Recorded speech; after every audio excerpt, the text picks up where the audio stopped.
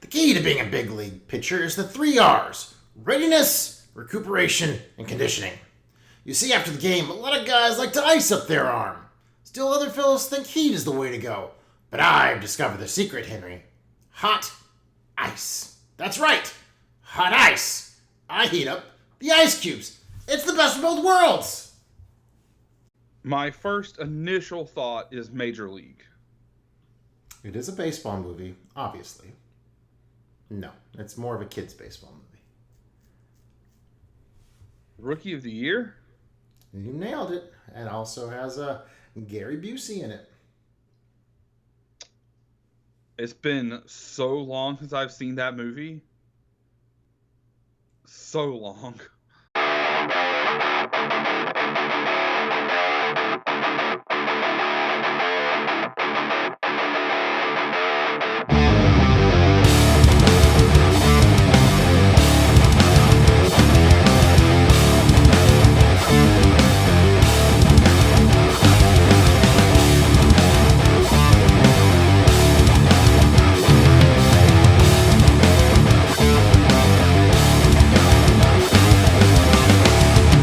You and I have unfinished business.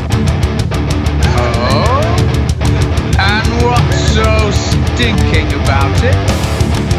Non mi piace il feeling. Spero to start. I think this just might be my masterpiece.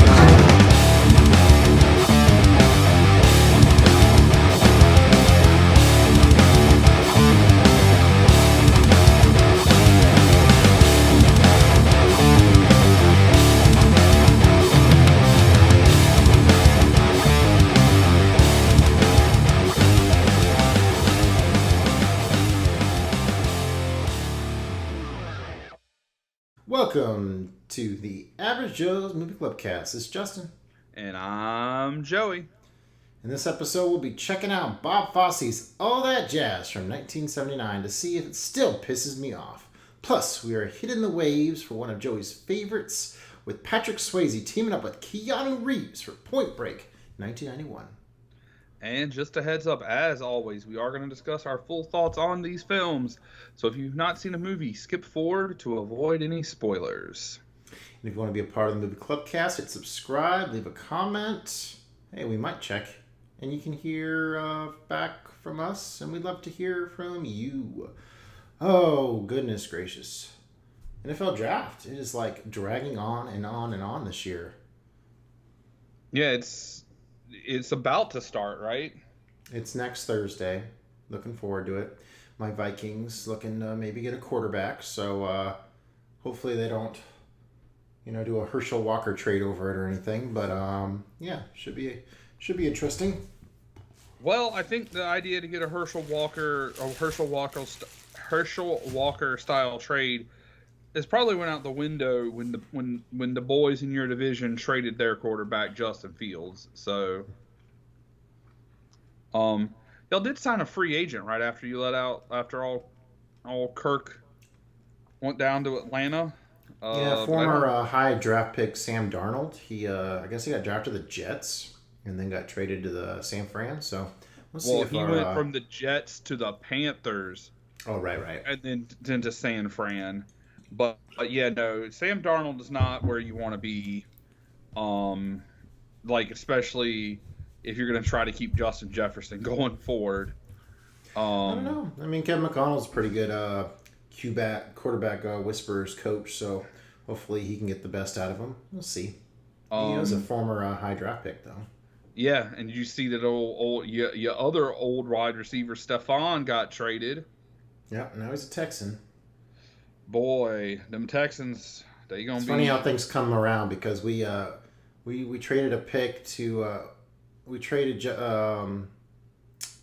Diggs a few years ago to get Jefferson, and then we got the 23rd pick from the Texans, and they traded that to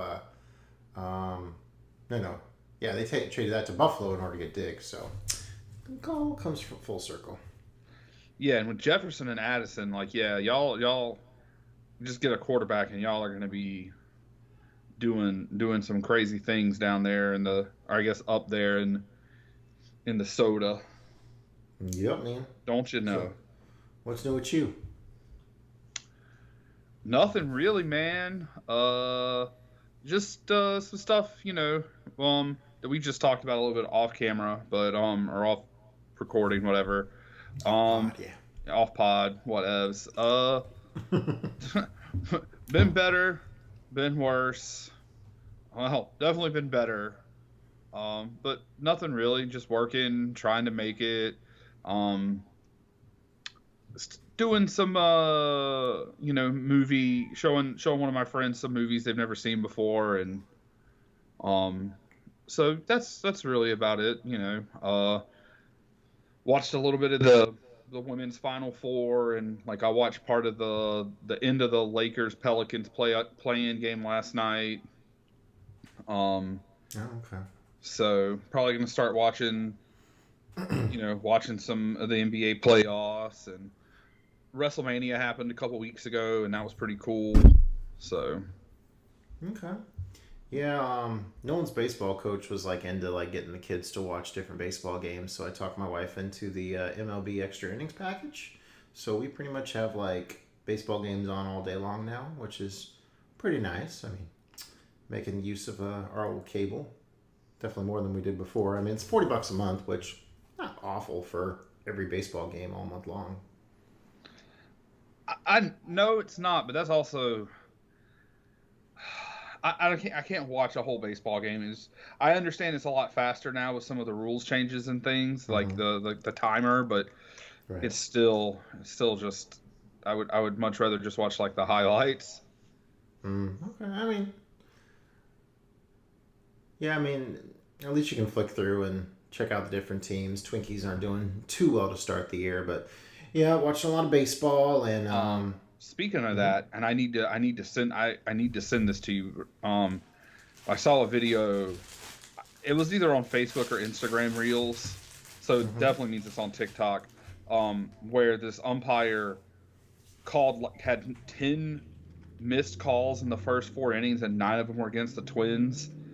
So like he just fucked on the Twins, and then throughout the whole game he missed like an absurd amount, and like they showed him, and it was like they would show the pitches, and it's like the pitch is obviously low down in the zone, and the Twins batter is getting called for a strike, and then they show the Twins pitching, and it's in the box, just very blatantly in the box, balls, and it's like, dude, this guy bet on the Twins to fucking lose, and he was gonna make sure of it or something. You know who they were playing?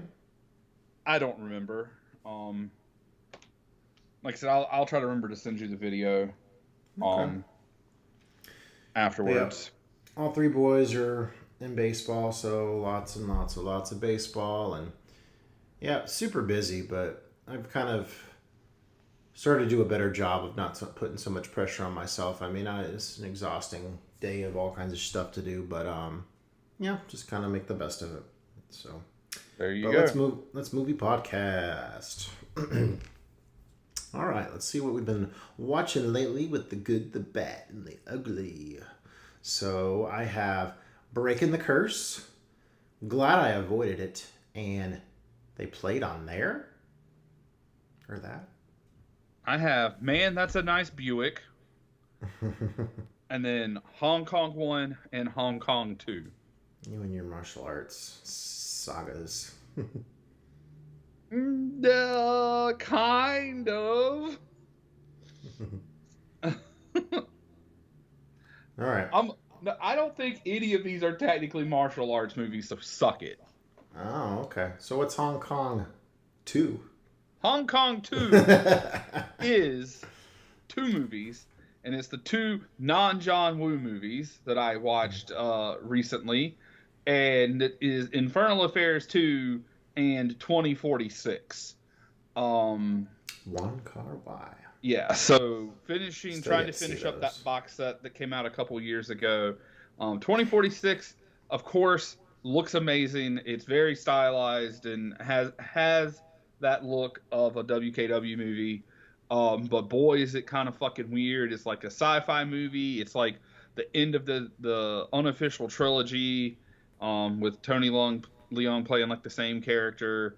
There was some cool stuff, but then it was also it just bounced around and like I love Warkong Y, but he definitely is more of a like style over substance, and I think this one just had a little bit too much style, not enough substance, kind of thing going on.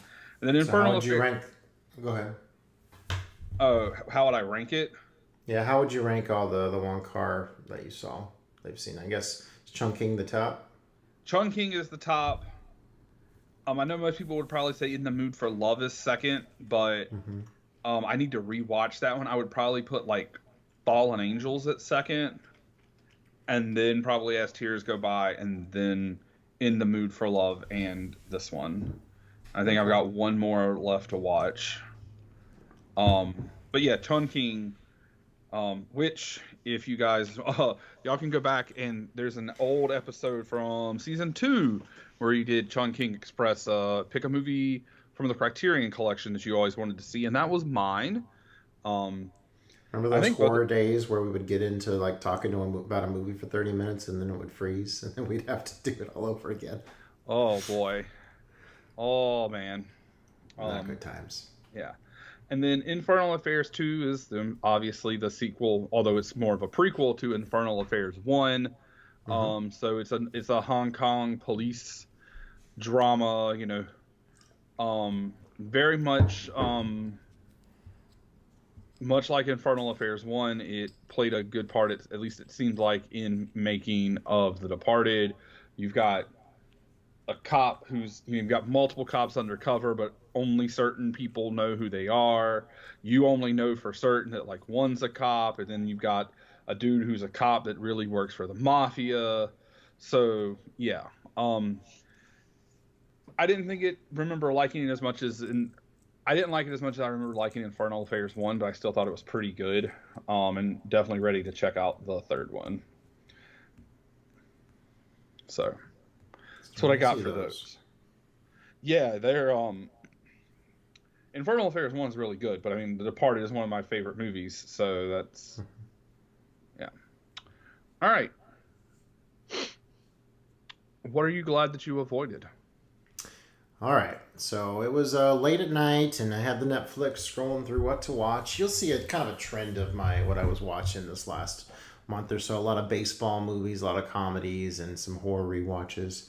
And I finally saw Beverly Hills Ninja, starring Chris Farley. Oh man, I've never seen that. I was a big fan of Tommy Boy when it came out. Enjoyed Black Sheep as well. But when I saw the trailer for Beverly Hills Ninja, I took a hard pass on it. And I finally gave it a shot. And I mean, if you really like a big guy like acting crazy and pretending to know karate and stuff, then I guess this might be your movie. But it's pretty annoying. Like those other movies work really well because David Spade is there to be the straight man, snarky guy that's like, you know, balancing, you know, Farley's antics.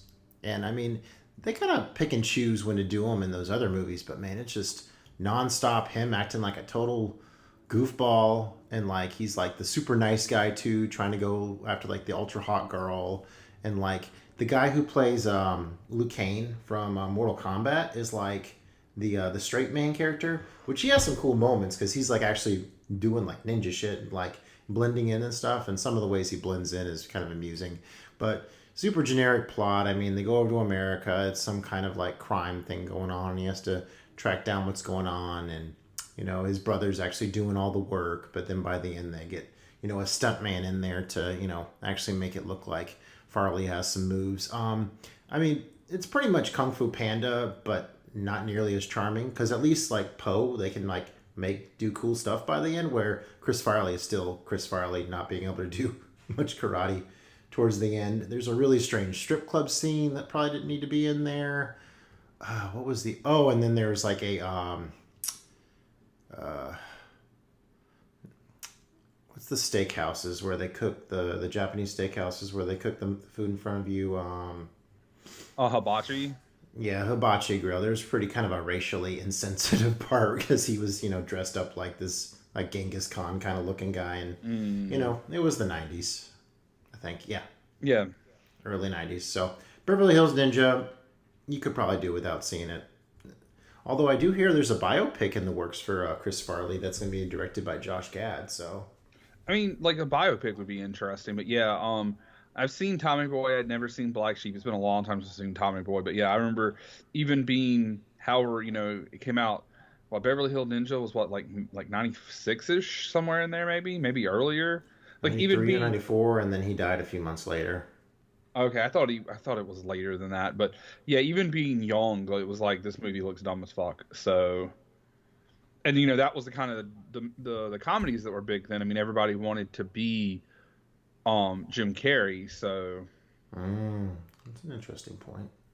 You're trying to do that big physical comedy, and yeah, it's not big dope looking guy. Just wasn't doing it. Like those kind of skits and stuff worked. 1997, like I was way off. It's like that kind of stuff to me, like on SNL worked because you get it in like a 10-minute clip doses, or something. yeah. Like the time where him and Patrick Swayze were Chippendale dancers. You know, like that was funny for, you know, like 5 or 10 minutes, but I wouldn't want to watch a whole movie about that. So yeah, pretty much. All right, Hong Kong 1. Well, I kind of spoiled that a little bit. So I have rewatched 2 of the main big dog John Woo Hong Kong movies. I showed them to my friend Brooke. She had never seen them before, so that was The Killer and Hard Boiled. It's crazy. Like I'd only ever really seen both of them one time, so The Killer, I still think The Killer is better. I just think it's a better movie overall. They both have crazy action. I think the Killer's is a little more less over the top, I guess, but it's still kind of over the top. And you get, you know, you have everything. You have the doves, the church, the guns akimbo, and then you got the love story with the blind singer, and you know the remorseful killer, and all of that. And you know you got the big shootout at the end in the church. And you go to Hard Boiled, and you've got the hard-boiled cop, as it were, and you got the crazy shootout at the tea house at the beginning, and after that, I didn't remember shit else about the movie.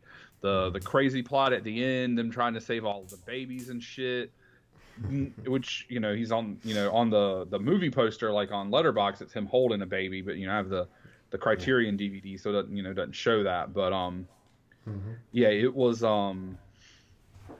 they're both wild rides. Like, definitely, if you can get your hands on to watch them, if you haven't seen them, like, you want to see some crazy, like, video game level action movies, like infinite ammo or not near infinite ammo, shotguns that, like, I made mention in Hard Boiled that the shotgun that Chow Yun-Fat had would put the shotgun in Expendables, I think it was 2 that Terry Crews had, the Auto SA-12 or whatever, it would put that shit to shame. Like, it was a pump shotgun. It wasn't a full auto, but man, it looked like he was shooting like fucking bombs out of it. But yeah, no, they're both just crazy, over the top, turn your brain off, have a good time, eat some popcorn, all that kind of jazz. Fun. Why don't you tell me about Breaking the Curse? All right, another baseball movie for you. I rewatched Fever Pitch. Jimmy Fallon and Drew Barrymore, Boston Red Sox rom-com. Really like this movie. This movie, I haven't seen a lot of movies that really kind of touch on fandom the way this does, because this is about, you know, like a normal chick and she falls in love with this guy. It's the off season, but then baseball season ramps up and he needs to be at like every game because, you know, that's just what he does, and that community and stuff, and coming to grips with that on. Just the movie just kind of welcomes you into like the whole Sox culture and teaches you about, you know, the curse of the Bambino and you know how it all ended that particular season with the miraculous comeback against the Yankees. Really good baseball movie. It's fun to see Jimmy Fallon in a movie, compared to, you know, his regular sketch stuff on TV these days.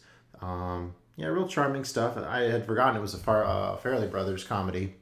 And I didn't get my wife to rewatch it. She doesn't remember it at all. But I remember it having a good place with me. And I watched it with the kids, and the kids weren't into the romance stuff, but they enjoyed the whole like socks culture, taking that in. So good times. Good. I've never seen that one either. All right. Okay. well, Man, that's a nice Buick.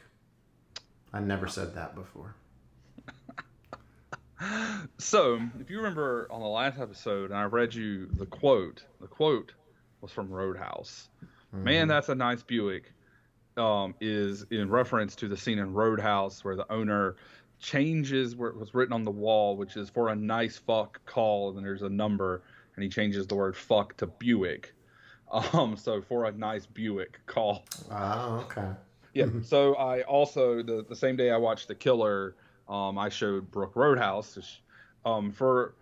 She's about 10 years younger than me, so she loves action movies, but there's just a lot of stuff she hasn't seen, and like I've got her addicted to Asian action movies now, so like sometimes I have to like, okay, we still got to watch some old school American ones, and she likes a lot of very similar movies to me, so it makes it pretty easy. But yeah, Roadhouse still great for being a 1989 action movie. I mean, Patrick Swayze fucking shit up. The old Sam, well, I cannot think of his last name right now. Shit.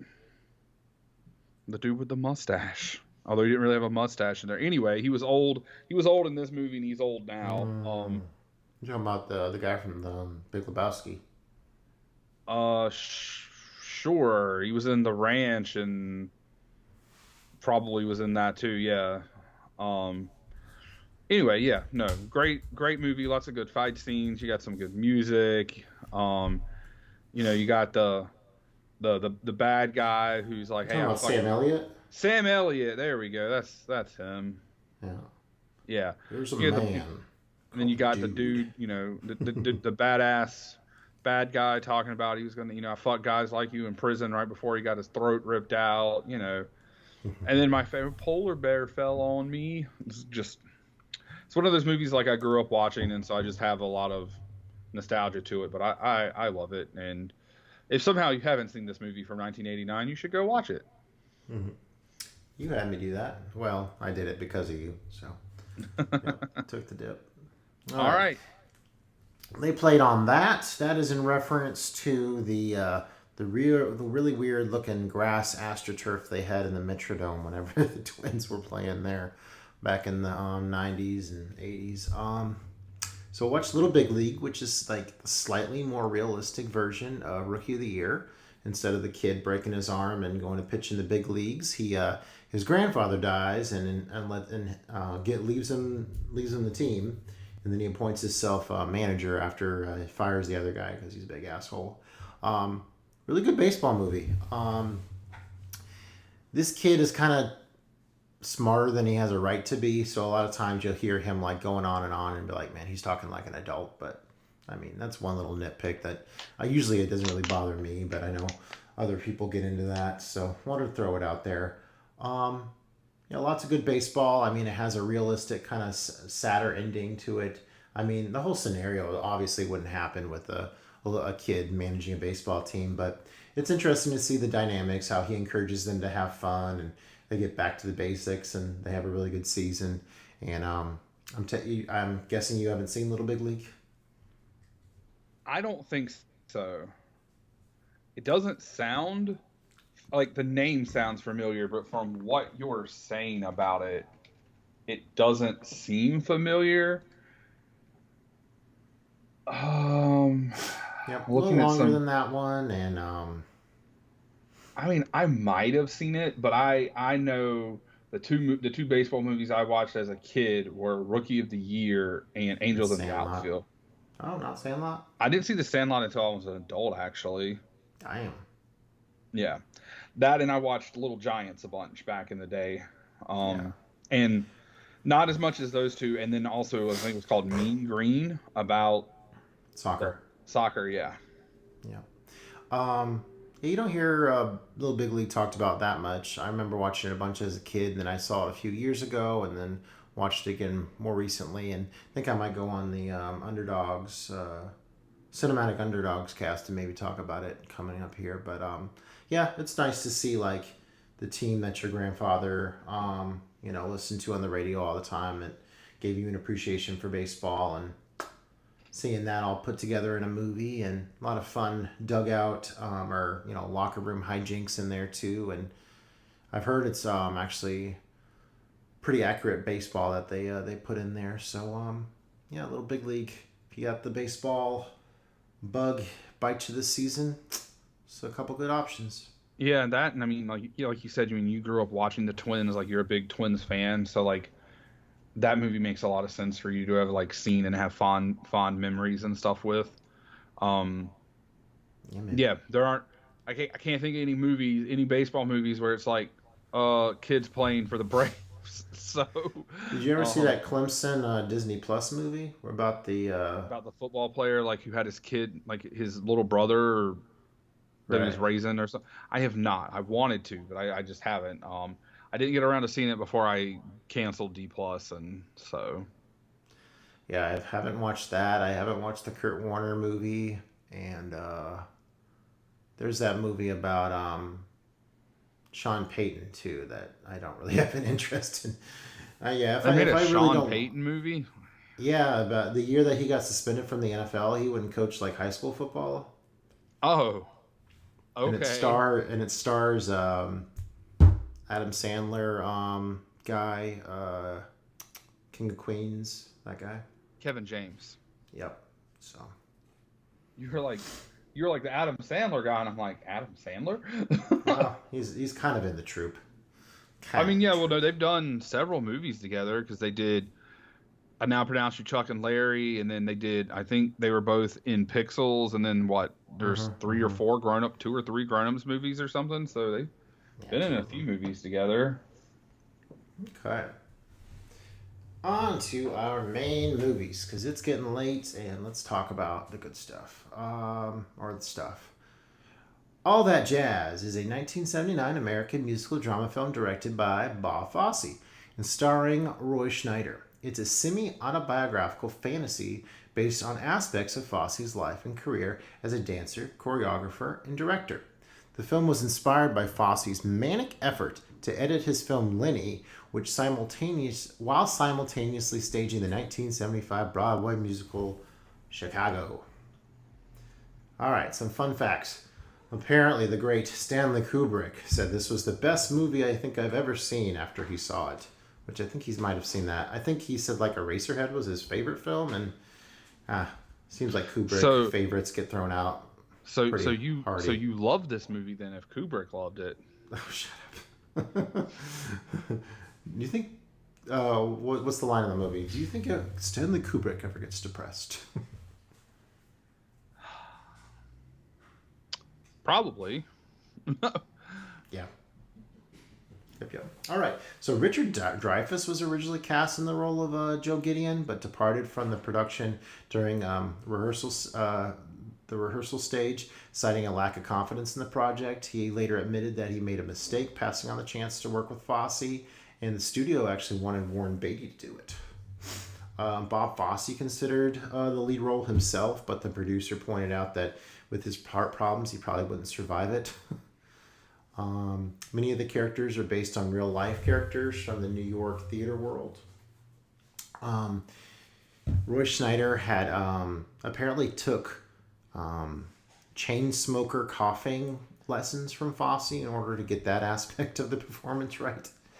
When this movie was first released on VHS, it was the first one to have a stereo soundtrack. Pretty cool. And this was the final musical directed by Bob Fosse. Also, his feature film, his final feature as a choreographer.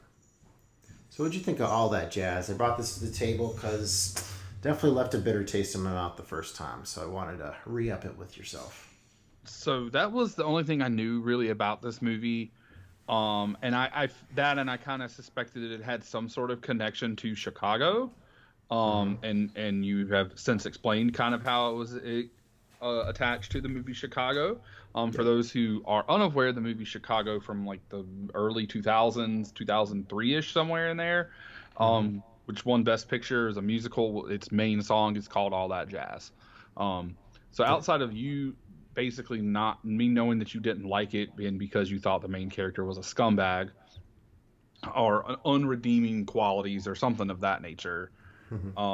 And that's all I really knew. To me, this movie's like a tale of two movies. Like the first half of the movie, is really, I don't know if necessarily it was good, really good, but it had like a good pacing. It had a good story going. And then you got to the part where Gideon ends up in the hospital, and then they really start playing up the scenes with the angel, which they never tell you that, but it's obvious from the literal first time you see her who she is. So, at least to me, it was.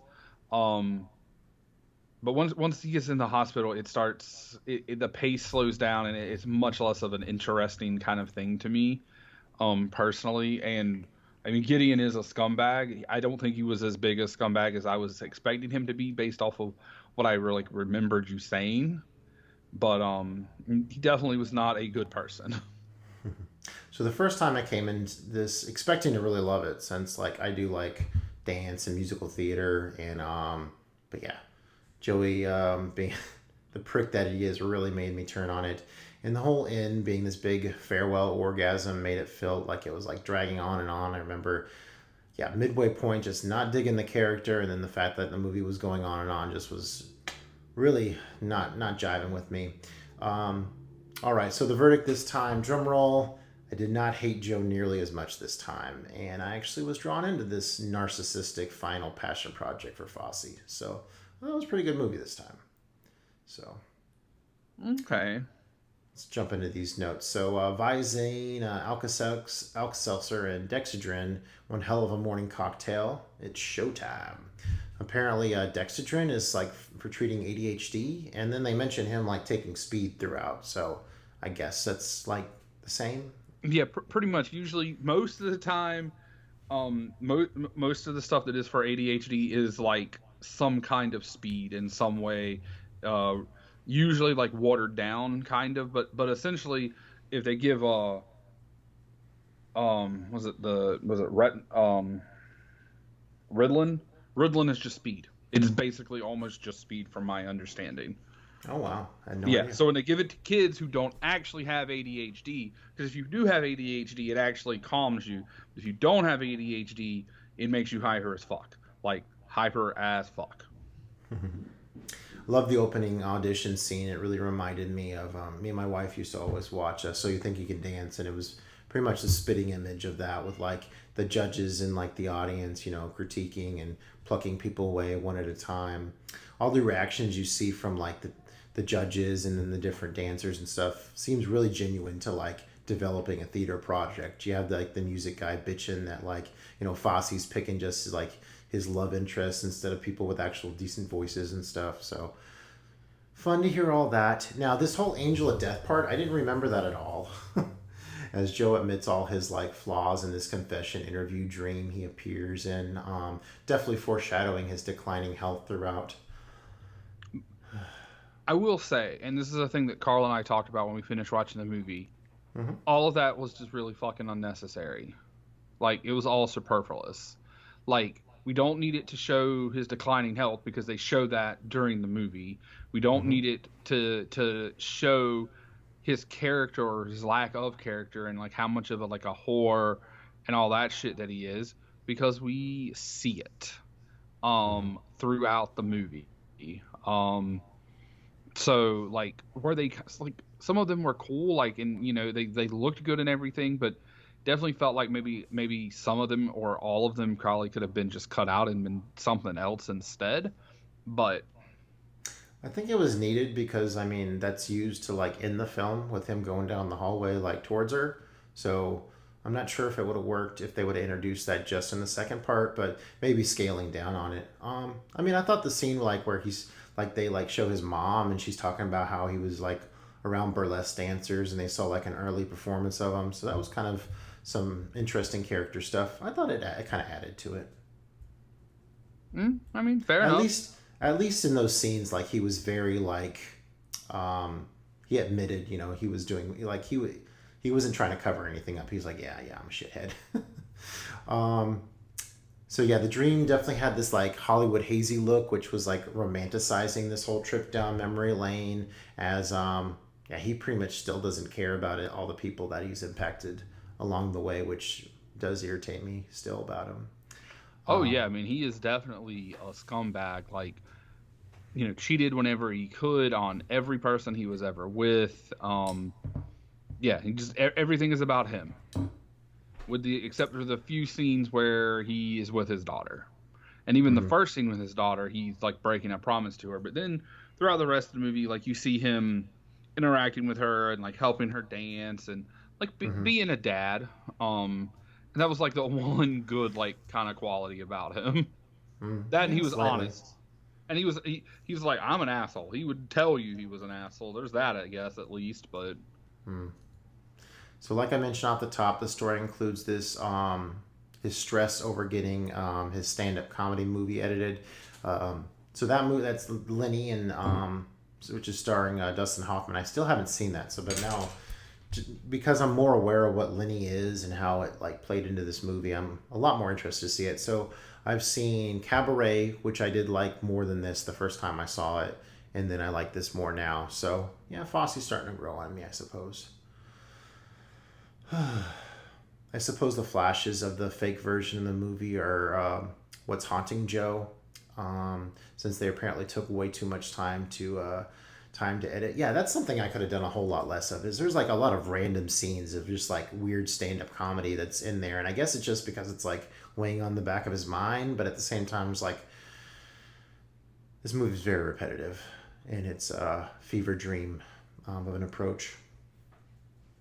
that's true. Like, because you get that, and when you start getting the one guy introducing, and they start basically repeating, saying what he's gonna say first, and like changing the years and everything.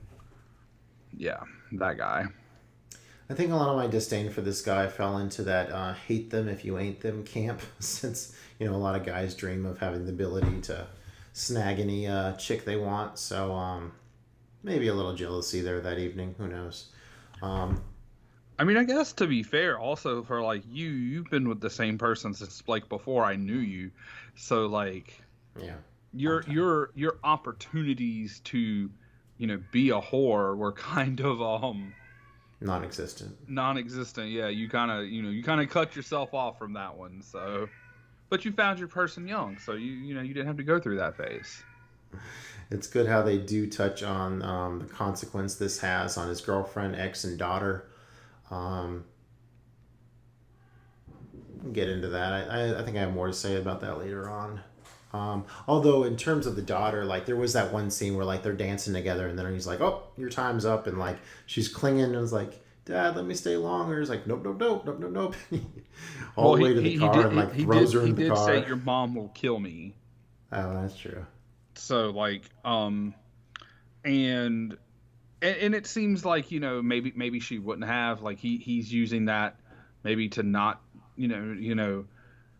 like he's spending time with her and he seems to genuinely enjoy it, but it's like, this is okay, we're cutting off here kind of thing. Because it does seem like his ex-wife, like if his daughter wanted to be there, she would have let him stay there. But also, when you have coin-appointed visitation and time and all that kind of shit, it can get weird. So yeah. I think the part when this really turned on me the first time is when the girlfriend and daughter are like doing this elaborate like dance number to like charm him and get his attention. And I was just like, that shithead doesn't need all that. Leave him alone. Go do something else. Heck, the daughter even views the screw partners he has as a chance to get a brother. So she doesn't like, care. Why don't you marry the girlfriend so you can stop screwing around? Oh yeah, true. And then he has manipulation tactics, which are pretty gross but effective, as like that one girl he's having an affair with, like she's dancing for him and she's saying how like terrible she is, and it does inspire a good performance out of her, but really kind of he's kind of pressing the thumb down pretty hard, and then there's that one scene where it's like, yeah, you should go, no, don't go, or like whatever, he's like fucking with her. Oh yeah, no, he definitely gaslighting and fucking just being a horrible person. So any thought? Do you recall the moment where so we're in the dream sequence? His mom's having this confession about Joe working in burlesque clubs, but it didn't really affect him, and he's tap dancing and then he pisses himself. So I could be wrong. I don't think that was supposed to be piss. oh, huh, Because remember, he's like a young boy and they're like rubbing his face all up in their tits, and they oh, say something about, can you rise to the occasion? And then they're like, well, something else is rising. huh, So I don't think it was piss. I could be wrong, but I took that as to be something else. oh. I'm glad you pointed that out. And Like I said, interesting. I could be wrong. Could be 100% wrong, but that is how it came across to me. So up to interpretations, good for me. Okay, his morning ritual is a great way of showing the ongoing toll he's taking on himself, repeatedly taking the pills and getting in the shower, chain smoking cigarettes, even trying to smoke a damn cigarette in the shower. Like, that's gonna work. And then saying showtime, and sometimes less enthusiastic and sometimes from crazy angles and stuff. Not a bad movie if you're in a TNA move. Got some nice swiveling hips throughout this thing. That's true. There was a lot of very, I don't want to say necessarily scantily clad, because they were, dressed in like dancing gear for the most part, except for like the burlesque scene and stuff. But yeah, they definitely was a lot of nice looking, dancer style ladies for sure. Fellow chain smoking doctor. I'm sure he has great advice for Joe. Yes, when the doctor's checking your lungs out, has emphysema. um, Joe claims he's stuck trying to choreograph this new bouncy tune that the music guy comes up with, and his ex teasing about his history of womanizing inspires him to come up with this like borderline pornographic thing, which the first part's amazing. I mean, even like the producers and stuff are like, "Oh, this is unreal," but then they turn off the lights and it gets pretty raunchy. yeah. We lost the family audience. Fuck the family audience. I mean, what? First part where they're grooving together. Oh yeah, with the hats and stuff. That's a really cool dance number, and the lead dancer is just kind of in her underwear, so not a bad scene to watch. His producer loves the movie, and it's a bit okay. That's when so I guess it's the producer who comes and visits him and bugs him about the movie. And is like, "Oh, it's perfect, and it's actually better the way you cut it or whatever," and then it becomes a big success, and he's like, "I still want to edit it." So yeah, he's never happy. Script reading. Oh, this was an interesting one. So there's a part where like they're doing a script reading, and like his ex is like doing most of the reading, and then everybody's laughing around him, and like the sound totally goes mute, and you just see him being like super annoyed. Like, what'd you make? Did you make of that? You recall that one? All right, so we're kind of near almost at the end of the movie, or closer to the end, and what is this? Is this the scene where the person is like dancing, singing and dancing with the piano, or is it something different? Different. It's like the entire cast is like seated at all these tables, and like his ex is like doing all this reading out of this script or whatever, and all of a sudden everybody's like laughing hysterically. But then they cut to Joe, and he looks like super annoyed, and I think he like breaks a pencil behind his back, and it's like I think there's like some kind of resentment over maybe his ex having like the attention in that moment. Maybe, I don't know. Maybe so. I kind of vaguely remember him breaking the pencil.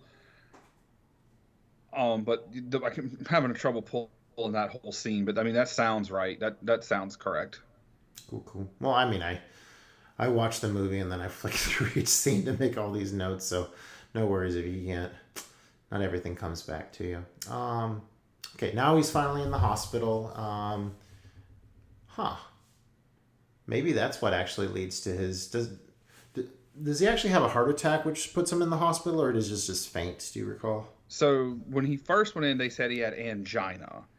But then there's one of the musical numbers, and they like cut his chest open, and they show him like repairing his heart, and the people say he had a double blockage. So yeah, he definitely had a heart attack, I think, once he was already in the hospital. And so if you thought he was a piece of shit at this point, he's not going to get much better because he does not give a shit. He keeps drinking, smoking, fucking in the hospital. Yeah, it's all on a day's work for him, even though he's in the hospital. And he's letting the whole production down in the process as they delay. And, you know, all those people that thought they have jobs, now they're like, what the hell do I do? So, yeah, very, very selfish of him. Yeah, pretty much. And then we get into seeing the business side of it, where they Like talk John about, Lithgow. where if they if Gideon dies and they don't replace him, then actually insurance is going to pay them out, you know, over $500,000 or something, and they were going to become the first Broadway play to make money without ever having put on a show. John Lithgow was, I was surprised he was in it. He plays just this director, kind of like making remarks about the situation on and off. We get the reoccurrences of his morning ritual, but now it's kind of transformed into this like benefit concert guy, which is foreshadowing the final number, as Joe's just like, and now introducing a fine entertainer and a grand humanitarian. So he's like mocking this whole thing as he tees up to be a part of it. Not too happy for this movie getting... okay. So he's watching TV, and there's like this Pauline Kael kind of movie critic person on the television, and she's being really, really pretentious about like her like remarks about this movie, and she gives it a half a balloon or whatever. It's just like, dang, that's pretty rough on a decent movie you just think is, I don't know, inappropriate. Yeah, it's just like, this is not my kind of comedy, blah blah blah. Definitely, she was definitely uppity. Talking. Oh yeah. You mentioned the business side. How like they're saying like how many thousands of dollars each element of the production was, and that's matched right up against the heart surgery. So very painful stuff on both sides for me. Yeah, where it's like, well, if the surgery is successful, because they had insured him, they had put an insurance policy on his life or something. So I guess a life. If he died and they didn't do the movie, they would make this much money, or the performance. But if he lived and then they did it within so much time, then, you know, they wouldn't get any necessarily be guaranteed any money back, et cetera, et cetera. It was just kind of this wonky thing where it's like, so how much is this guy's life worth for profit at this point? Even though, you know, he's not a good person, talking about him in the sense of, well, if he dies, we make $500,000. And I was almost half expecting there to be some like shenanigans where maybe someone egged him on, you know, not necessarily like, you know, go into him, like pull his plug per se, but like egged him on to keep drinking and boozing and hoeing and all that kind of stuff, or smoking and boozing. Did you notice Wallace Shawn's little cameo there? Crunching the numbers or whatever. It's just such a small role, but yep, there he is. I don't know who that is by name, so... Inconceivable. Oh, okay. That guy. Yeah. Okay.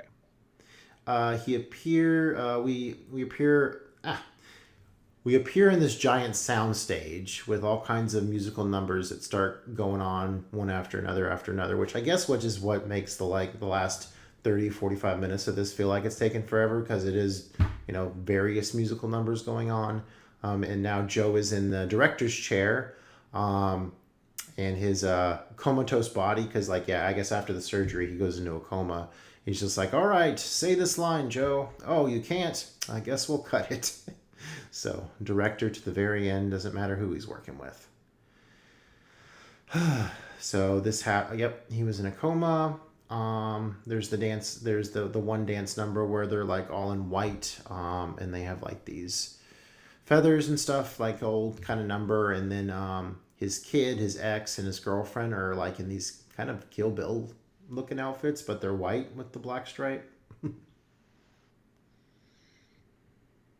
Yeah.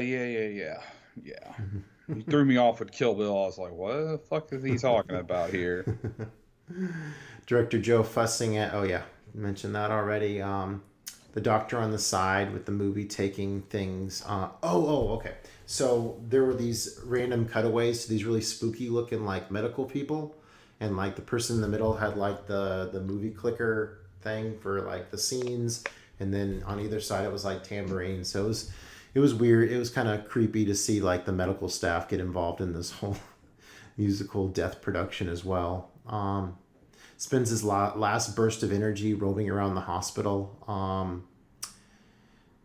So that old lady he kisses, is that like just like his last lady he's gonna kiss, or is that supposed to be like an image of his mom? What did you get out of that?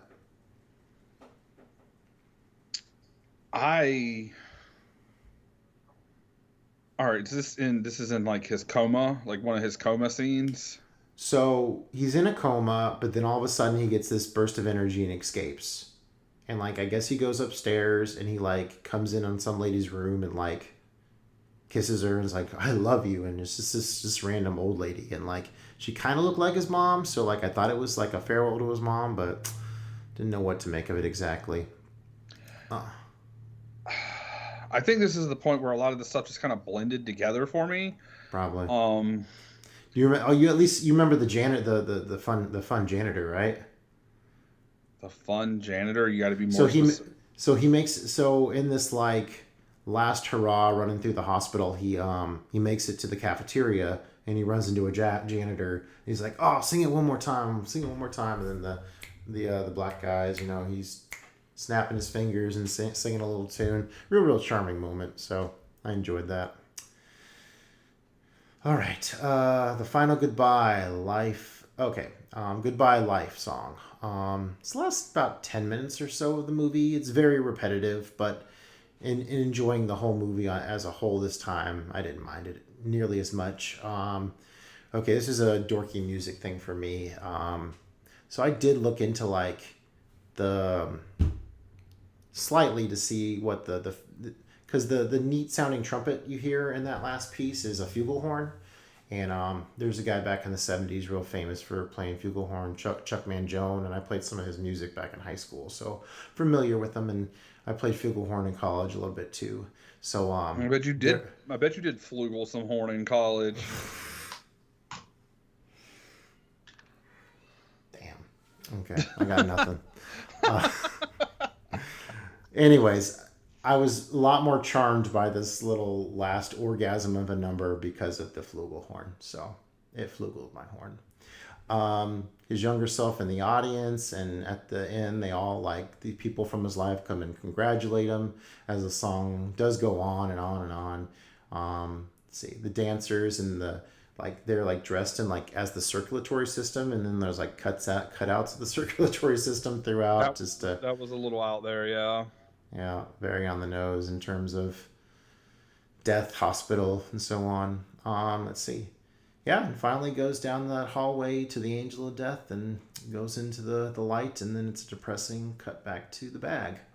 So yeah, Joe's a real son of a bitch. But you got to tip your hat to Fosse, I think, for putting out such a messy, semi-autobiographical like view of like his life and his experiences and stuff, and kind of airing his dirty laundry there, and to do this whole like death piece, like getting a chance to do that himself before he died as like kind of like a parting song. It's neat that he got to do that a few years before he died. Really clever about the self-destructive artist going right off a cliff of life. Good style music, although still a little repetitive. That would be my one knock on it. Still can't say I love it, but definitely see what other people enjoy so much about it. And it would go from a 2.5 to a 4.5. Maybe one of my biggest jumps ever. That is also for you to give a movie a 2.5, because for me a 2.5 is this movie is average, because it is literally the middle of the 5 stars. So yeah, that's a big jump for you. I put it at a 3.5, but sitting here and like talking about it and stuff, I might actually would go to like a 3. It's somewhere in that 3 to 3.5 range. Oh, it's fallen for you, huh? Like like the thing is that the movie is good. Like it is a good movie. It is done like technically well and all of that, but there's just some stuff that is just repetitive, and like the fact that I literally so much of the end of it just blends together and just feels like, instead of the 45 minutes that it is or whatever, it feels like 100 years. So like that kind of like just knocks so it for me just dramatic a with little your bit. tracking length estimates. It did. It just felt so long. Like we paused it at one point, and I was like, this is probably right about the time we get into the hospital, maybe. And I'm like, okay, this movie's been going on like a good pace. We're gonna be closing out soon, and it's like there's like 45, 50 minutes left, and then those 45 to 50 minutes felt so long. Goodbye life, goodbye happiness. Goodbye Think horses. I'm gonna die. Horse's ass. Goodbye horses. It's a different movie. Point. Would you fuck me? I'd fuck me. Wow. Joe's going into the ad lib pretty hard here tonight. Oh, I mean that's wasn't expecting that's this. from a movie. Come on, my guy. Put the lotion on the skin, or else it gets the hose again. Oh, this is from Silence of the Lambs? Yeah. There you go. I don't remember that. I more remember that part of the song from Clerks 2, but that's not the point.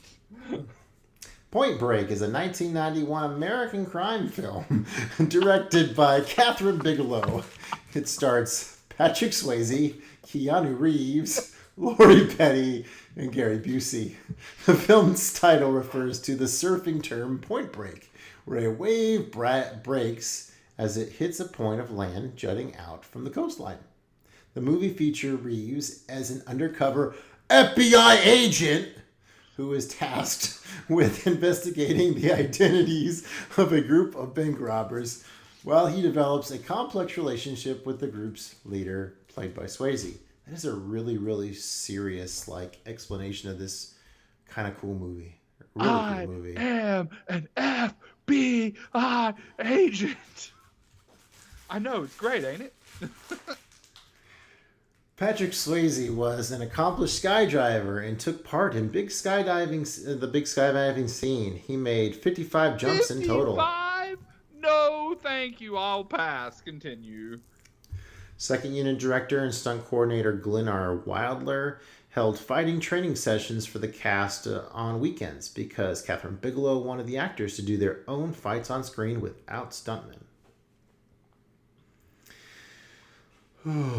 That's a copy of the last one I just read. Yeah, Johnny Utah became an FBI agent after a knee injury ended his football career. In real life, Keanu Reeves was an once aspiring hockey player who suffered a knee injury and went on to become an actor. 2 months before filming, Keanu, Patrick, and Lori trained with former world professional surfer in Hawaii.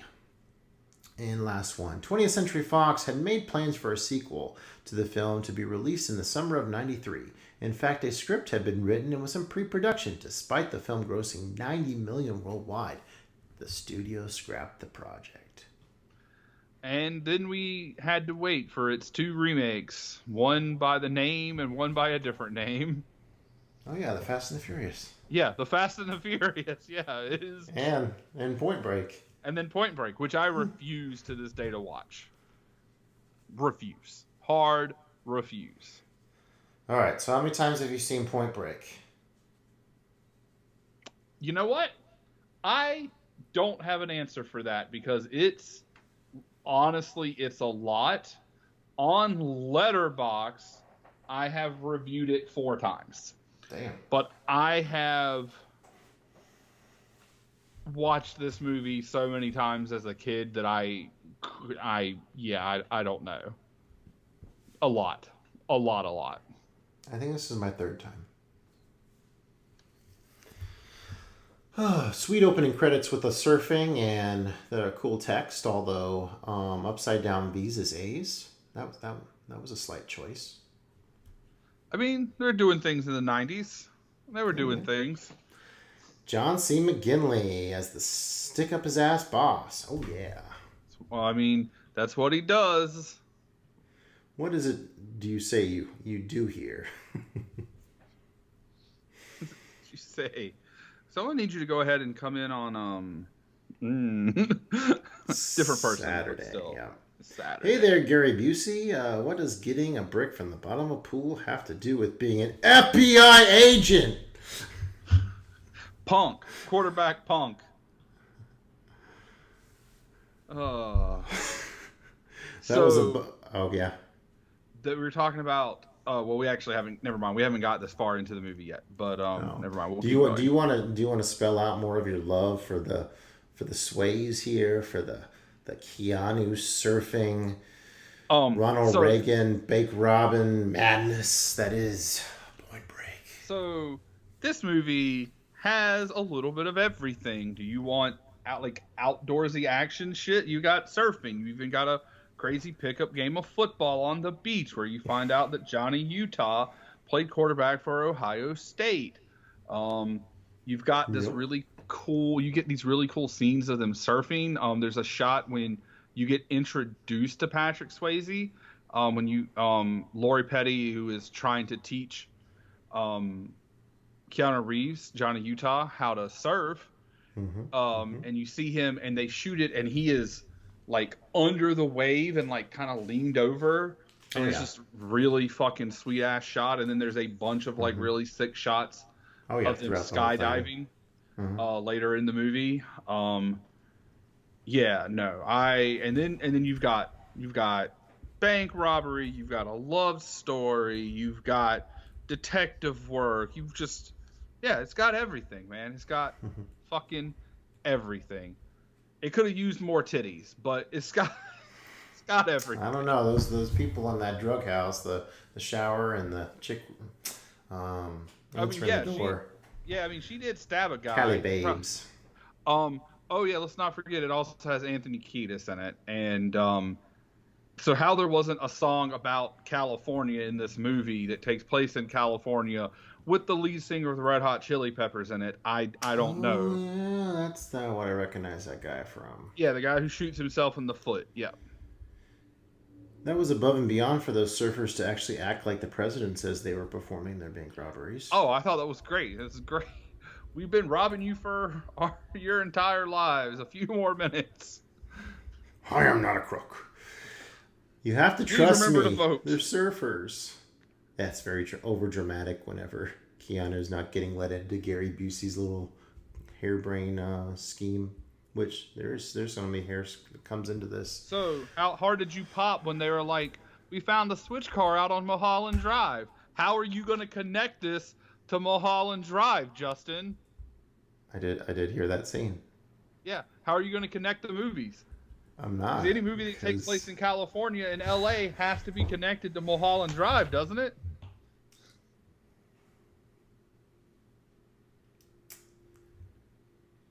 What was the movie that I compare that we ran into last time? Oh shit! It was like a movie about porno or something, wasn't it? Oh God. Or something.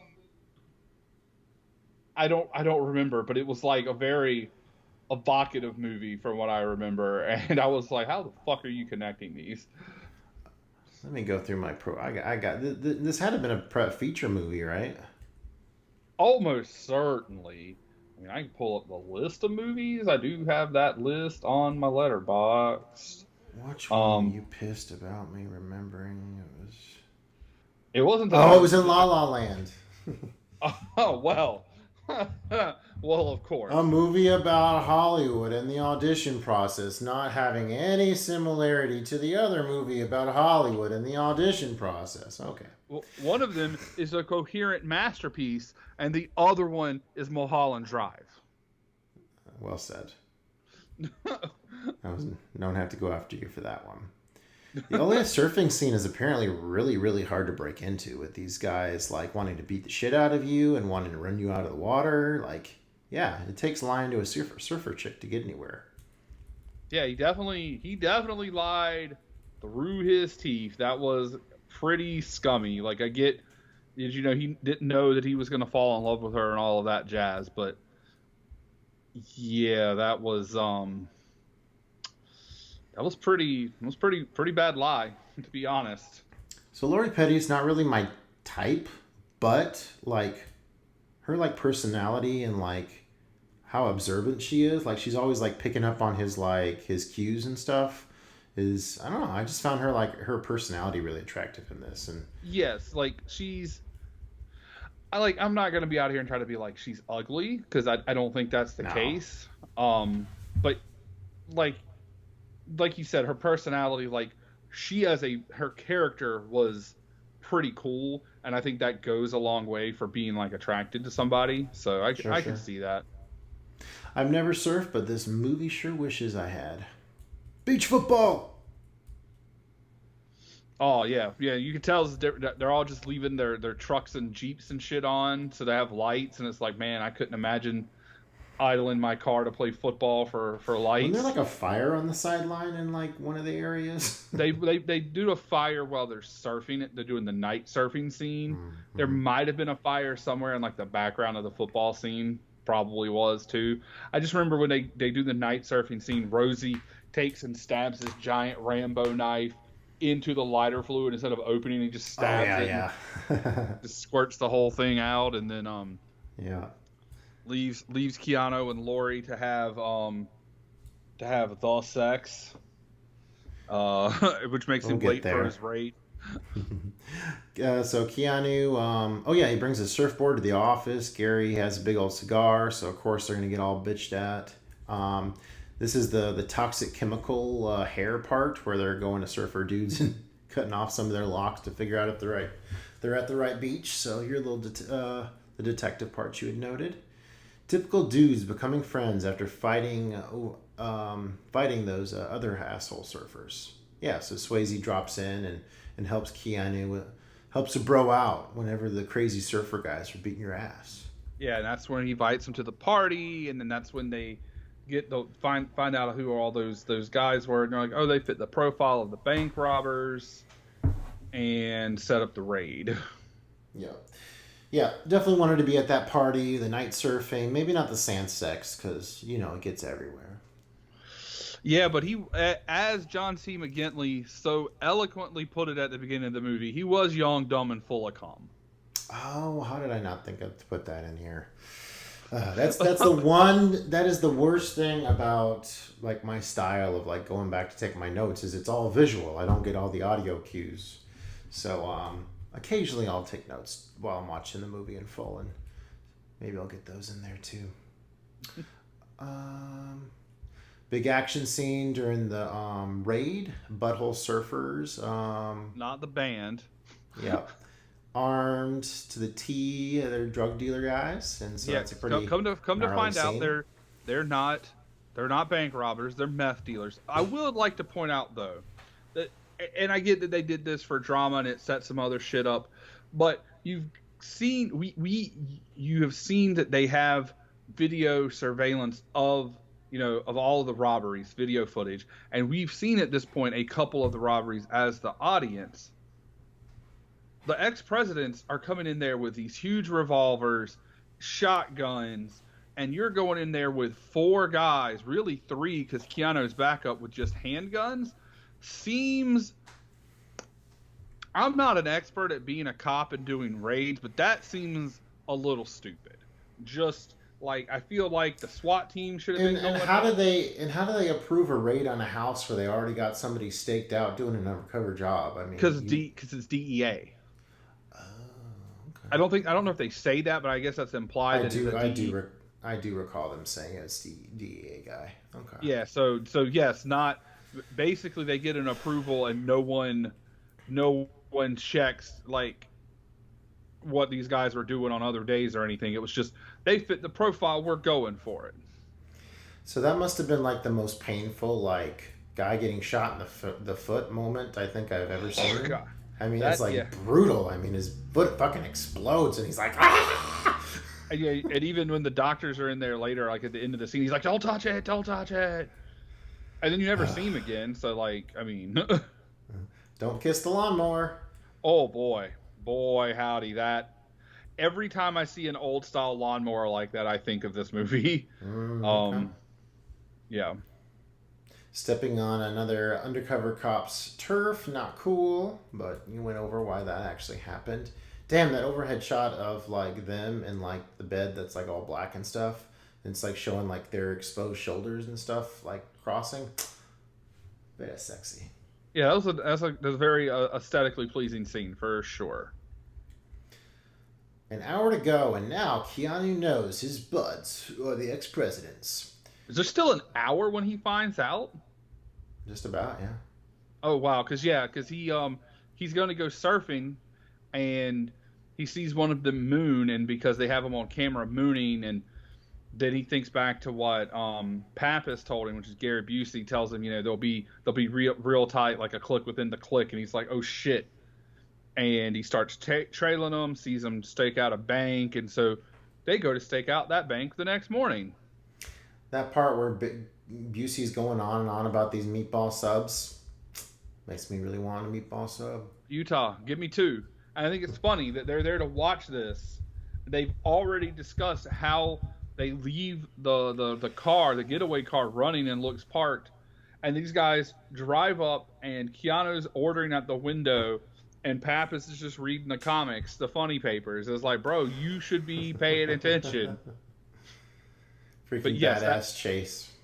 Yeah, that car chase into the foot chase is fucking amazing. The masks look amazing, even though, like, oh my god, I can't imagine like doing all that maneuvering with barely being able to breathe in a rubber mask. But what about him taking the gas pump and lighting the end of it on fire and making like a flamethrower? Like, bro. Yeah, that's pretty wild. And he's like, and Swayze, and as you find out later, like, he doesn't want to do violence. Like, they carry the big guns to prevent people from trying to make a move, and so he tells the guy to run. It's not worth it. And then you get this foot chase through like people's houses, and like he like locks a sliding glass door that Keanu just runs through, and then he like throws a pit bull on him, and and then they jump down in the reservoir, and Johnny messes his messed up knee up, and that's how Keanu gets away. Yep. Not Keanu, Swayze. Right. As Reagan. So the girlfriend's super pissed now because she finds out about the lie, and he gets sidelined. And she gets like from a plot perspective, like she gets majorly sidelined and turns into like this damsel in distress kind of deal, which was kind of unfortunate with how cool of a character she was, but he needed the motivation, I guess. So in this scene, and I don't know if I've ever thought this before, but I definitely remember thinking it this time, like, so before you get to that transition, you see all of the ex-presidents sitting around a beach fire talking, and he tells them, I know exactly how to handle this guy, don't worry about it. And they don't show it, but we know that she used to be with Bodie. I don't think it's out of the line that he potentially went to where she worked or called her or something and was like, hey, Johnny isn't who he says he is, or something of that nature. Like, I know that there isn't necessarily any reason to think that, but maybe, because why wouldn't she have ever, like, I don't think he would have just been so sloppy to leave his gun out, his badge out. And if she hadn't snooped before. Oh yeah, I definitely had the impression that Brody told her. Yeah. So, and then that also makes it, they know she's not going to be there, she's not going to be protected, and then Rosie can kidnap her. Yep. Skydiving scene looks pretty awesome. Talk about a dude adrenaline junkie flick. And another great line. Johnny, you're about to jump out of a perfectly good airplane. How do you feel? Me, fucking terrible. Put me on the ground. No, thank you. That's right. You don't like heights, huh? Nope. I've never been in a plane. The idea terrifies me. I don't like heights. I don't like falling. So, like, the idea of jumping out of an airplane, like, getting me in the airplane is possibly feasible. Getting me to jump out of it that's a no-go. That's a negatory, friend. I'd like to try it. Might be getting too old. All right. So after they get on the ground, they let him know, what's up, and even though there's hints throughout, but force him to do a job with the ex-presidents. This is the famous quote. Yeah. They're in the van, I was and he's expecting you to say the quote.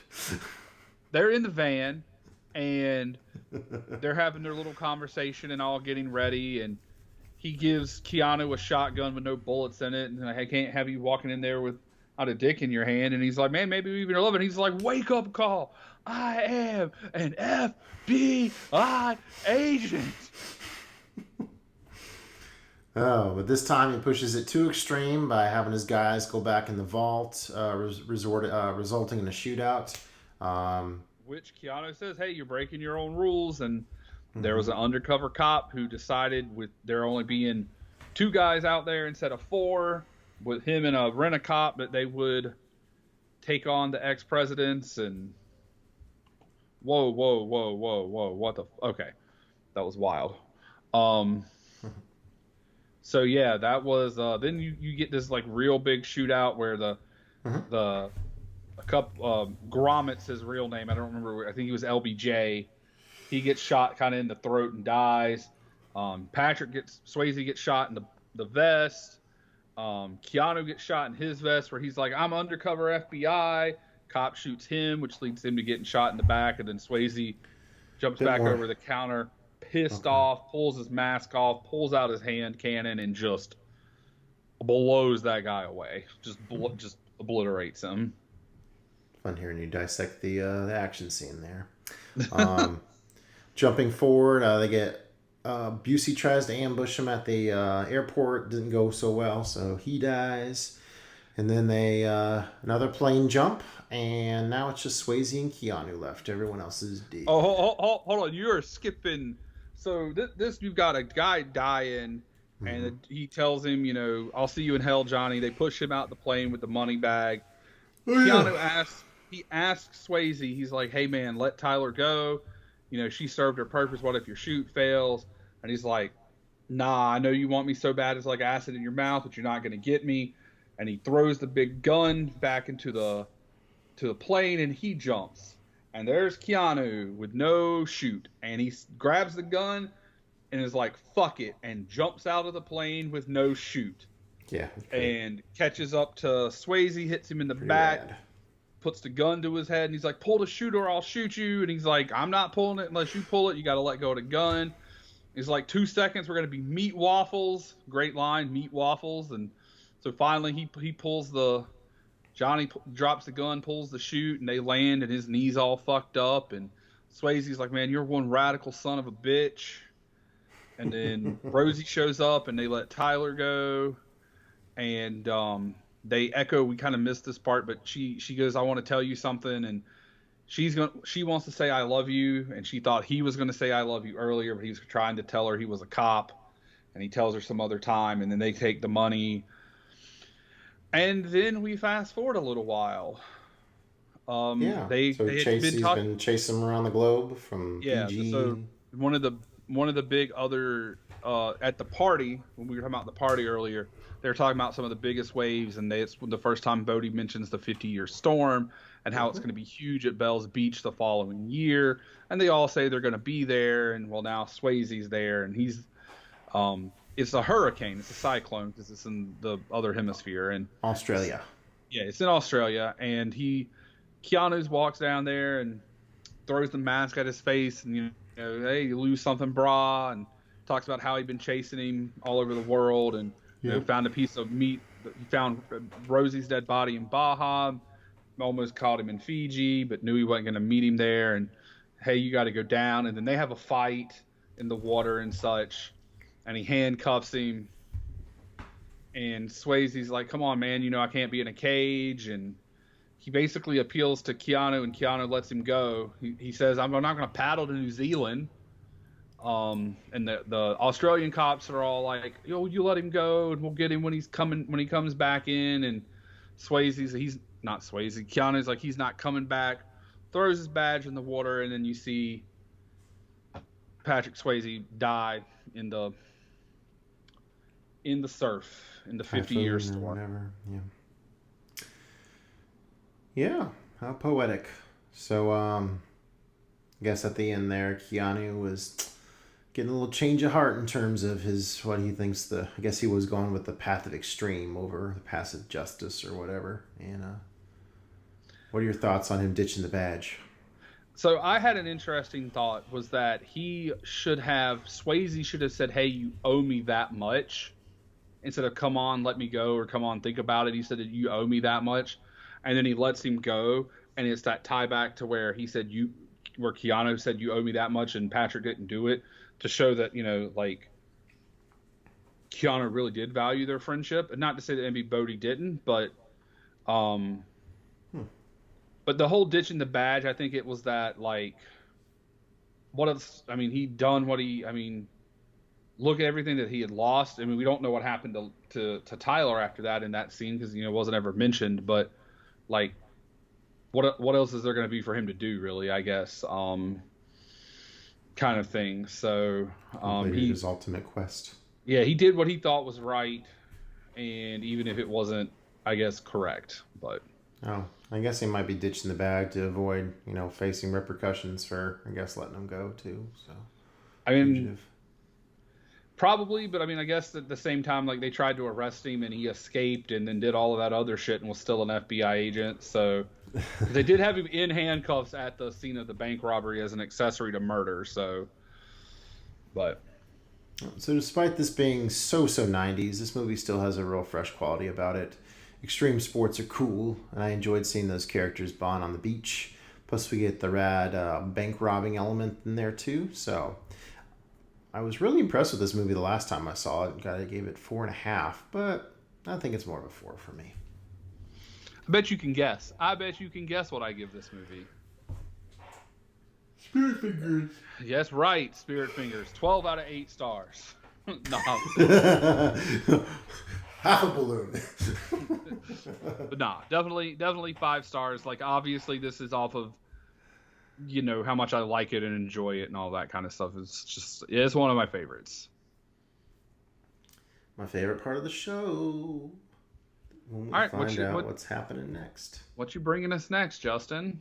You first. Me first. Susan. Susan. Fuck. Am I a Susan? All right. So I did go and make sure, because I know you've seen this movie. You haven't seen this movie in like 3.5, 4 years, and you also liked this movie, and I like this movie. Okay.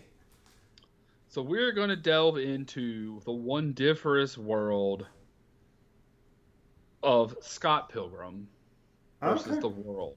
Okay, that's a fun one. Yeah, it's lots of fun, lots of music stuff, lots of video games. Everybody's favorite manic pixie girl. So, yeah. So my pick is from one of my favorite directors. Oh, God. Do you want? Oh, God.